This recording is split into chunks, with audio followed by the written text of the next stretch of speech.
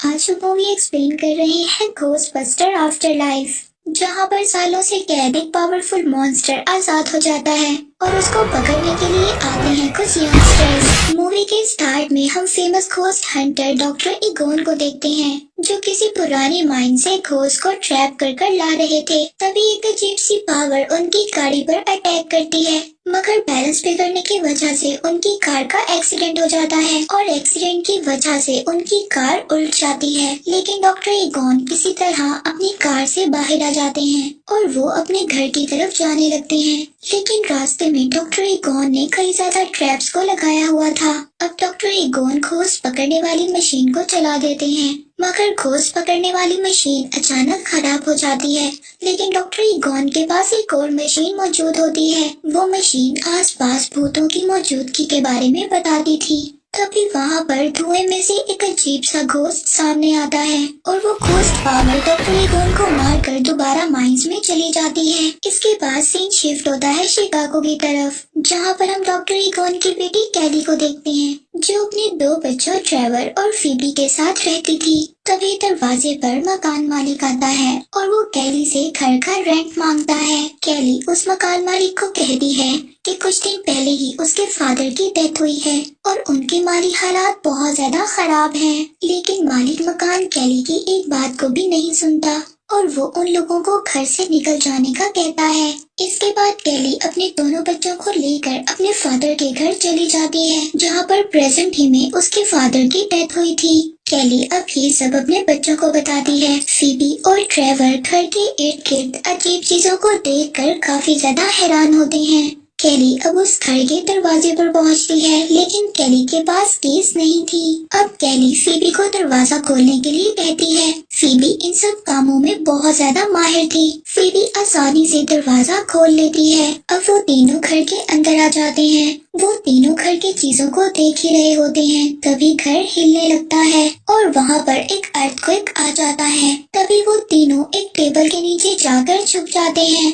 कैली अपने बच्चों से कहती है कि अब उन्हें इन अजीब चीजों के साथ रहने की आदत डालनी होगी, क्योंकि उन लोगों के पास अब कोई दूसरा घर नहीं है। तभी फीबी चेयर के नीचे देखती है कि वही घोस्ट का पता लगाने वाली मशीन थी।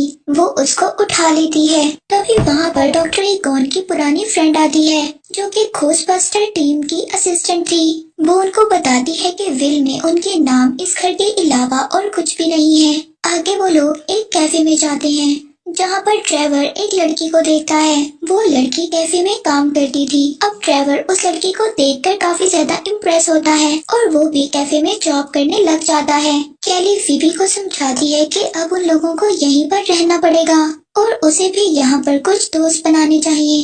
अब रात को फीबी के रूम में रखा हुआ मीटर ऑन हो जाता है और उसमें लाइट्स जलने लगती हैं और विंडो के पास रखी हुई चेस नीचे गिर जाती है। अब फीबी को ये सब बातें बहुत ज्यादा अजीब लग रही थी, लेकिन वो चेस को ठीक कर दोबारा टेबल पर रख देती है। दूसरी तरफ ट्रेवर भी चीजों को चेक करने के लिए बाहर जाता है, जहाँ पर गैराज में उसको घोस्टबस्टर की पुरानी गाड़ी मिलती है। सुबह जब फीबी उठती है तो वो देखती है कि चेस की गोली एक खुद ब खुद आगे आई हुई थी। अब फीबी को इस बात का एहसास होता है कि उनके अलावा इस घर में और भी कोई मौजूद है। फीबी चेस में अपनी चाल चल कर वहाँ से चली जाती है। इसके बाद हम फीबी को स्कूल जाते हुए देखते हैं। स्कूल पहुंचकर कैली उसके टीचर से मिलती है और उसके टीचर को फीबी का ध्यान रखने के लिए कहती है। फिर कैली कुछ पेंटिंग का सामान लेने के लिए मार्केट जाती है। मार्केट का ऑनर कैली को उसके फादर के बारे में कुछ बताता है। ऑनर कैली को बताता है कि उसके फादर बहुत ज्यादा अजीब थे। वो अपने फार्म हाउस पर कुछ न कुछ एक्सपेरिमेंट करते रहते थे। उधर दूसरी तरफ फीबी की फ्रेंडशिप एक लड़के से होती है, जिसको सुपरनेचुरल चीजों को रिकॉर्ड करने का बहुत शौक था। तभी वहाँ पर एक बार फिर अर्थक्वेक आता है, लेकिन फीबी देखती है कि वहाँ पर किसी को भी कोई असर नहीं होता। फीबी के टीचर उसको बताते हैं कि ऐसे अर्थक्वेक यहाँ पर आते रहते हैं और वो भी इन पर काफी ज्यादा रिसर्च कर रहे हैं। स्कूल के बाद फीबी का फ्रेंड उसको एक जगह पर जाने के लिए कहता है। फीबी का फ्रेंड उसको बताता है कि वो जगह बहुत ही ज्यादा अमेजिंग है। फीबी का दोस्त उसको पुरानी माइंस में लेकर आ जाता है। वो फीबी को बताता है कि पहले यहाँ पर बहुत से लोग काम करते थे और फिर आहिस्ता आहिस्ता वो लोग गायब होना शुरू हो गए। इसके बाद फीबी घर आ जाती है। वो घर आकर देखती है कि जेस खुद ब खुद चल रही है और ये बात वो समझ आती है कि यहाँ पर कुछ ना कुछ गलत है। और तभी वहाँ पर रखा हुआ मीटर ऑन हो जाता है और उसमें लाइट्स जलने लगती हैं। वो मीटर फीबी को उसके ग्रैंडपा की चेयर तक ले आता है। फीबी उस मीटर को फॉलो करते हुए एक जगह पर पहुँचती है। उसको वहाँ पर एक अंडरग्राउंड दरवाजा मिलता है। हम देखते हैं कि फीबी अगले दिन डॉक्टर ईगॉन की ट्रैप मशीन को स्कूल ले जाती है। फीबी के टीचर उसको देखकर बताते हैं कि ये असली खोज ट्रैप मशीन है और इन सब के बारे में उसके टीचर फीबी से पूछते हैं। फीबी अपने टीचर को बताती है कि ये सब चीजें उनके ग्रैंडपा की हैं। फीबी के टीचर उनको एक वीडियो दिखाते हैं और बताते हैं कि आज से 20 साल पहले खोज बस्टर की एक टीम हुआ करती थी और ये मशीन उन्हीं खोज बस्टर्स की है। फीबी को यहाँ पर पता चलता है कि उसके ग्रैंडपा एक खोज बस्टर थे। अब वो लोग उस मशीन को खोलने की कोशिश करते हैं और तभी वो मशीन खुल जाती है और उसमें से एक बहुत बड़ा खोज सामने आ जाता है और वो खोज निकलकर उसी माइन में चला जाता है। इसके बाद फीबी के टीचर पुरानी चीजों पर रिसर्च करने के लिए फीबी के साथ उसके घर आ जाते हैं। वहाँ पर फीबी के फ्रेंड को एक विसल मिलती है तो उनके टीचर उनको बताते हैं कि ये एक डेथ विसल है जिसे बचाकर बुरे खोज को वापस भेजा जाता है। वो डॉक्टर ईगॉन की बुक में उसी खोज को भी देखते हैं जो ट्रैप से निकला था। आगे हम ट्रेवर और उसी वेटर लड़की को देखते हैं जो सब अपने फ्रेंड्स के साथ घूमने माइंस में जा रहे थे और जब वहाँ पर वो लोग पहुँच जाते हैं तो कुछ घोस्ट वहाँ पर उन पर अटैक कर देते हैं जिससे वहाँ पर जमीन काफी ज्यादा हिलने लगती है और वो सब लोग डर वहाँ से भाग जाते हैं। दूसरी तरफ फीबी मीटर को फॉलो करते हुए डॉक्टर ईगॉन की लैब तक पहुँच जाती है। वहाँ पर फीबी डॉक्टर ईगॉन की और भी मशीनों को देखती है और फीबी उन मशीनों को समझने लगती है क्योंकि फीबी इन सब चीजों में बहुत ज्यादा माहिर थी। अब फीबी अपने ग्रैंडपा यानी कि डॉक्टर ईगॉन के बारे में और भी ज्यादा इंफॉर्मेशन लेने की कोशिश करती है। अब फीबी उस घोस्ट को पकड़ने की तैयारी करती है जिसको गलती से उसने ट्रैप से आजाद कर दिया था। फीबी कुछ मशीनों की हेल्प से और अपने फ्रेंड की हेल्प से उस घोस्ट को पकड़ने की कोशिश करती है जबकि वो घोस्ट जो लोहा खाता था वो उससे परेशान होकर सिटी की तरफ निकल जाता है। दूसरी तरफ हम ट्रेवर को देखते हैं जिसने बहुत ज्यादा दिनों की मेहनत के बाद अपने ग्रैंडपा यानी कि डॉक्टर ईगॉन की गाड़ी को ठीक कर लिया था और वो उनकी गाड़ी लेकर ड्राइव पर निकल जाता है। रास्ते में उसको फीबी और उसका दोस्त मिलते हैं। अब वो उसको सारी बात समझाते हैं। अब फीबी जब डॉक्टर ईगॉन की गाड़ी में बैठती है तो उसको वहाँ पर और भी ज्यादा गैजेट्स मिलते हैं। अब वो तीनों सिटी में निकल जाते हैं घोस्ट को पकड़ने के लिए। अब वो तीनों उस घोस्ट को पकड़ने में कामयाब हो जाते हैं जो घोस्ट लोहा खाता था, लेकिन उसको पकड़ने के दौरान उन तीनों ने सिटी की हालत को बहुत ज्यादा खराब कर दिया था जिसकी वजह से पुलिस उन तीनों को पकड़कर ले जाती है। अब फीबी अपनी मॉम को कॉल करने की बजाय अपने ग्रैंडपा यानी कि डॉक्टर ईगॉन के फ्रेंड को कॉल कर देती है।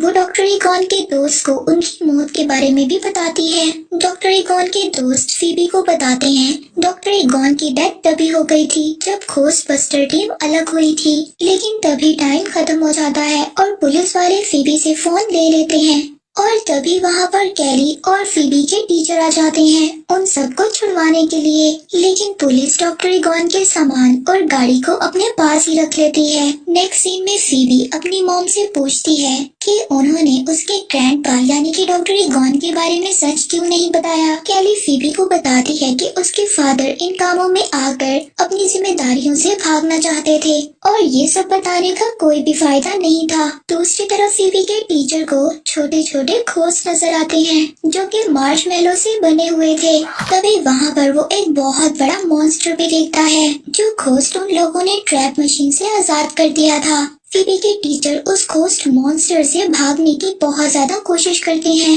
लेकिन वो मॉन्स्टर उनकी गाड़ी के ऊपर आ जाता है। नेक्स्ट सीन में हम देखते हैं कि फीबी, ट्रेवर और उनके फ्रेंड्स माइन जाने का फैसला करते हैं। वो वहाँ जाकर इंफॉर्मेशन इकट्ठा करने लगते हैं। तभी वहाँ पर उनको एक ताबूत में एक बूढ़े आदमी की डेड बॉडी दिखाई देती है। तभी वो देखते हैं कि उस शर्डर माइंस की दीवारों पर कोई ना कोई तारीख लिखी हुई थी, जिस दिन कोई ना कोई तबाही आई थी।